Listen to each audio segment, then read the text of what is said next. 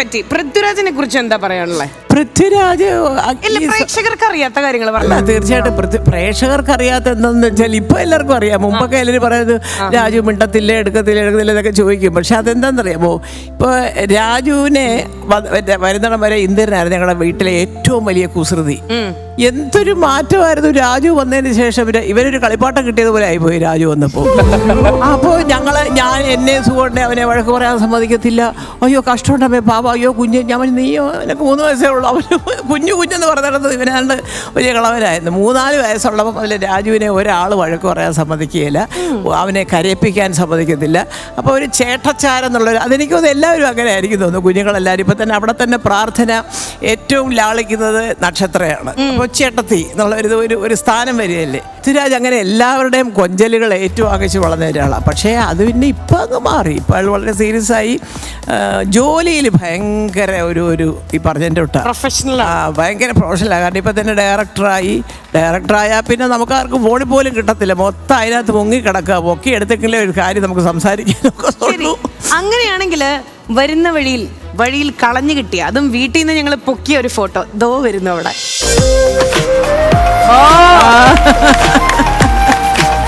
അമ്മ തന്നെ പറയൂ, എന്താ മല്ലികാമ്മേ മനസ്സിലോട് ഓടിപ്പോയ കാര്യങ്ങള്?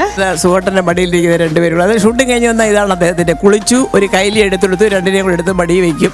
കുറച്ചു നേരത്തേക്കപ്പൊ എനിക്ക് നല്ല സ്വസ്ഥതയുണ്ട്. ചേട്ടൻ നോക്കിക്കോളൂ അല്ലേ? അത്രയും മതി. ഇത്രയും ഒരു 10 മിനിറ്റ് ഇരുത്തിയാൽ മതി. അപ്പൊ അച്ഛൻ നല്ലതാന്ന് പറയും. നമ്മൾ 20 മണിക്കൂർ നോക്കി നമ്മള് മോശക്കാരിയാവും. അപ്പൊ അതുകൊണ്ട് സുഖേട്ടന്റെ ആ ഒരു പ്രസൻസ് ഇവിടെ ഇപ്പൊ വന്ന പോലെ തോന്നുന്നുണ്ടോ? അല്ല, തീർച്ചയായിട്ടും അദ്ദേഹം വേണമായിരുന്നു ഇപ്പോ. ശരിക്കും പറഞ്ഞാൽ അമ്മയെ പറഞ്ഞ് കരയിക്കാനുള്ള പരിപാടിയാണോ എനിക്കൊരു ഡൗട്ട് ഉണ്ട്. അല്ലല്ല, അതല്ല, കണ്ടപ്പോ തോന്നിയ കാര്യമാണ്. സ്വാഭാവികമായിട്ടും തോന്നുന്നു. Next photo. അവ ഇത്രയും ഒരു സുന്ദരിയായ അമ്മയും സുന്ദരനായ അച്ഛന്റെ മക്കൾ പിന്നെ ഇത്രയെങ്കിലും ഒക്കെ സൗന്ദര്യം വരണ്ടേ?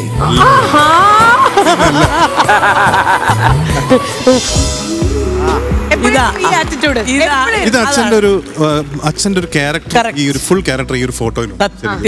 അച്ഛന്റെ ആ ഒരു കെയർലെസ്നെസ്, അച്ഛന്റെ ആ ഒരു സ്ട്രെങ്ത്, അച്ഛന്റെ പ്രൊഫഷണലിസം. കാരണം അച്ഛൻ ഷൂട്ടിംഗ് ലൊക്കേഷനിൽ സ്ഥിരമായിരിക്കും. അച്ഛനെ കിട്ടിയിരിക്കുന്ന വാച്ച് ഇല്ലേ, അതെന്റെ കയ്യിൽ ഇപ്പോഴും ഉണ്ട്. ഞാനത് സൂക്ഷിച്ചു വെച്ചിട്ടുണ്ട്. അപ്പൊ അച്ഛന്റെ ഒരു ലുങ്കി ഭയങ്കര ഇഷ്ടമായിരുന്നു. ലുങ്കി മുണ്ടും ഭയങ്കര ഇഷ്ടമായിരുന്നു. എനിക്ക് തോന്നുന്നു പണ്ട് മണ്ടന്മാർ ലണ്ടനിൽ സിനിമയുടെ ഷൂട്ടിങ്ങിന് പോയപ്പം മുണ്ടുകൊടുത്തോണ്ട് ലണ്ടനിലേക്ക് പോയി അവിടെ എല്ലാവരും ഉടുക്കരുത്, എല്ലാവരും കോട്ടൊക്കെ അച്ഛൻ മുണ്ടുകൊടുത്ത് പോയി ഇറങ്ങി അവിടെ പോയി. അങ്ങനെയൊക്കെ പഴയ കഥകളൊക്കെ ഉണ്ട്. ശങ്കരാടി ചേട്ടനാണ് കാരണം. പക്ഷെ അവസാനം ശങ്കരാടി ചേട്ടൻ പാൻറ് ഇട്ടുണ്ടോ അപ്പൊ സുഖം പറഞ്ഞ ഞാൻ മാറത്തില്ല, എന്തായാലും ഞാൻ മുണ്ടിട്ടോട്ട് പോകും പറഞ്ഞ് ഹീത്രൂല് വരെ മുണ്ടും ഹവായി ചെരുപ്പ് ഇടും. മറ്റേ ചെരുപ്പ് കൊടുത്താൽ ഇടത്തില്ല. ഒരു ഈസി വേ ഓഫ് അല്ലേ? അതെ, ശരി. അങ്ങനെ വീട്ടില് പുതുതായി ആ ഫോട്ടോ ഞാൻ ചേർത്തതാ സുഖേട്ടന്റെ. എഡിറ്റ് ചെയ്ത് ഇത് എന്റെ കല്യാണം കഴിഞ്ഞപ്പോ നമ്മൾ എടുത്ത ഫോട്ടോ.